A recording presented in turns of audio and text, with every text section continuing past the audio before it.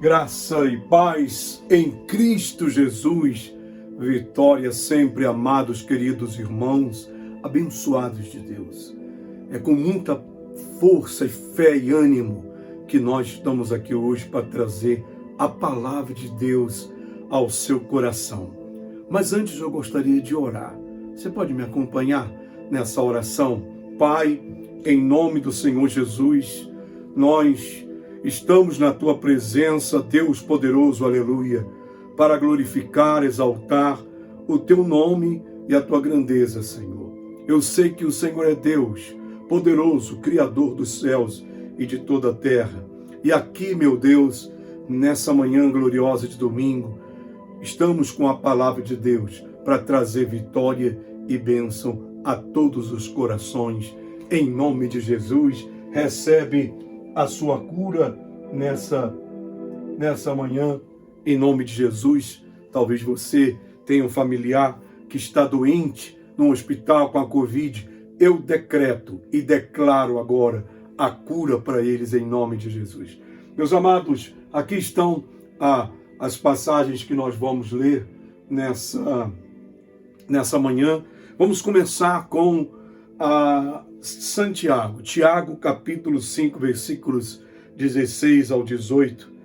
Como ativar o espírito de oração?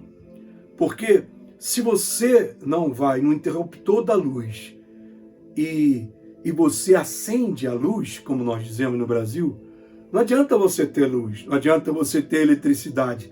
Alguém tem que ativar, alguém tem que ligar o interruptor da luz.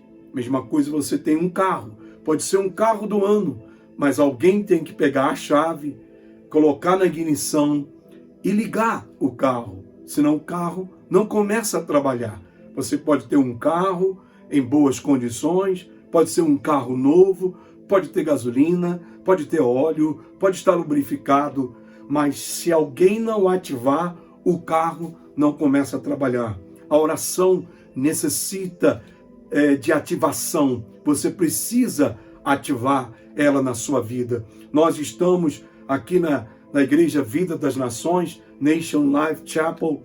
Estamos em 14 dias de oração e jejum, que vai terminar no domingo que vem, no dia 31. Se você não sabia, quer entrar nesse propósito de oração para receber a graça abundante. O que significa a graça abundante?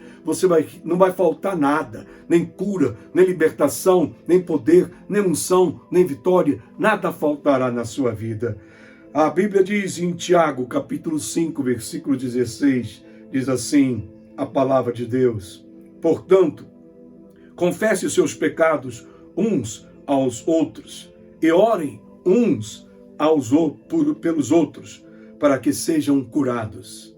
A oração de um justo é poderosa e eficaz. Elias era um ser humano como nós. Ele orou ferventemente para que não chovesse, e não choveu, aleluia, sobre a terra durante 3 anos e meio. E ele voltou a orar, e os céus enviaram chuva, e a terra produziu seu fruto, aleluia. Aqui a palavra de Deus nos instrui a orar uns pelos outros, especialmente por aqueles que estão enfrentando uma luta física, espiritual.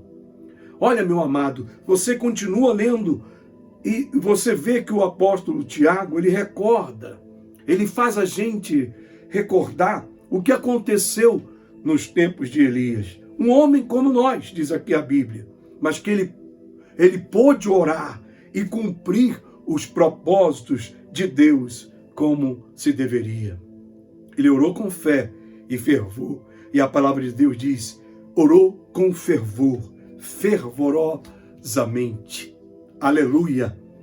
E quando ele orou, ativou o poder de Deus, ativou a unção de Deus e a chuva cessou, houve seca, porque essa era a palavra de Deus, para que não chovesse. Ele obedeceu, Elias obedeceu e não choveu. Meu amigo, meu amado, número 1, temos que ter entendimento de Deus. Você tem que entender a Deus, né? Elias entendeu o propósito de Deus. Então ele entendeu que durante 3 anos e meio não deveria chover, porque era essa ordem de Deus. Porque havia rebelião, havia idolatria, havia bruxaria no meio do povo de Israel, por causa da sedução de Jezabel, que levou Acabe, o rei de Israel, e todo o povo a pecar. Então Deus queria que houvesse um arrependimento, por isso que houve a seca. E quando o povo se arrependeu, e quando o povo voltou a buscar o Senhor, então outra vez Elias orou e então a chuva veio. Ele ativou o poder de Deus, ele ativou a unção de Deus.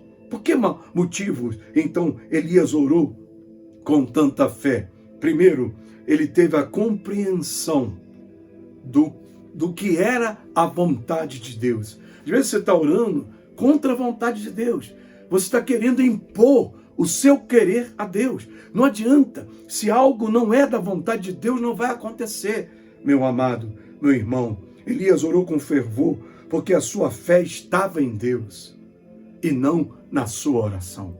Quando você ora, você pode orar com fé, mas a sua fé tem que estar em Deus, não na sua oração, porque é Deus quem faz, não nós. A compreensão de Deus para cada pessoa determina a nossa força, a perseverança na oração. Deus nos tem dado esse poder através do Espírito Santo para nos guiar na oração. E o Espírito Santo nos ensina como orar.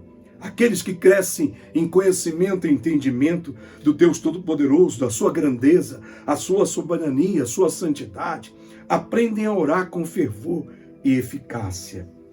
E a situação que Elias vivia estava sendo confrontada, o que levou ele a buscar a direção de Deus, buscar a resposta de Deus. E isso foi o que ele fez nas orações. Devemos fazer o mesmo, meu amado, meu irmão. Quando olhamos as situações que estão ao nosso redor e vemos que pessoas estão perdidas, feridas, destruídas, nós temos que buscar a Deus, nós temos que orar, ativar a oração, ativar o poder de Deus. Meu amado, número 2, Jesus nos ensinou a orar. São Marcos, capítulo 11, versículo 24. Jesus disse: por isso os digo, Marcos 11, 24, que todo o que pedam, todo o que pedirem em oração, crendo que já o receberam, assim o será. Assim sucederá. Jesus nos ensinou que nós temos que pedir crendo que Deus pode dar, crendo que Deus vai fazer, crendo que Deus vai operar. Número 3, para terminar, necessitamos perseverar nas nossas orações. Quando oramos de acordo com a vontade de Deus e com a fé nas suas promessas, devemos continuar perseverando nessa oração, não perder de vista o nosso objetivo, o nosso alvo. Amém? Até que Deus cumpra as suas promessas. E a Bíblia mostra isso.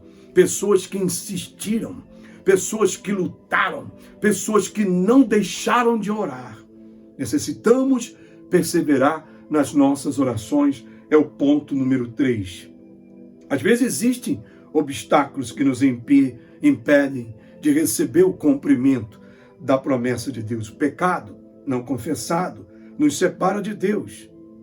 Então, temos que confessar os nossos pecados. Isaías 59, versículo 1 e 2, fala que o pecado separa o homem de Deus. Então você tem que olhar a sua vida, pedir ao Senhor Jesus para lavar você com o sangue dele.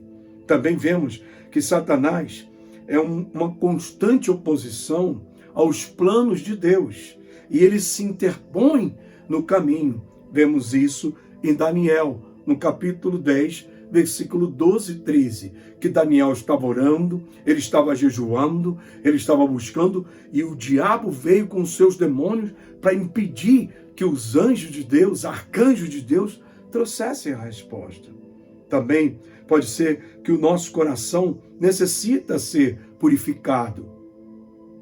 Provérbios 21, 13 diz assim: aqueles que fecham seus ouvidos ao clamor dos pobres, também clamarão e não terão respostas. Às vezes você está sendo injusto, você não está sendo bom com as pessoas. Aí você quer que Deus seja bom com você quando você não é uma pessoa boa. Você quer que Deus perdoe o seu pecado quando você não consegue perdoar outra pessoa. Então aqui Provérbios 21, 13 diz que esses clamam e não obtêm resposta. Seja o que seja, temos que pôr as coisas em ordem. Temos que endireitar a nossa vida com Deus. E temos que aprender a perseverar até obter a resposta. No Monte Carmelo, Elias orou 7 vezes. Amém, amém, amém, amém. Glória a Deus. Ele orou 7 vezes. Ele insistiu. Amém. A viúva pobre, a viúva que tinha um caso e estava lidando com um juiz injusto, em Lucas 18, 1, 5, dizia aqui a palavra: e a viúva que continuamente se dirigia ao juiz injusto, suplicando: faz-me justiça contra o meu adversário. Ela ia continuamente, quem sabe diariamente, todo dia ela ia ali, todo dia ela buscava. É hora da igreja alcançar a vitória, é hora da igreja vencer, mas você tem que ligar a chave, ativar a oração, você tem que acender a luz da oração, para que o poder dos céus, para que as promessas de Deus, para que a unção, os milagres de Deus venham na sua vida.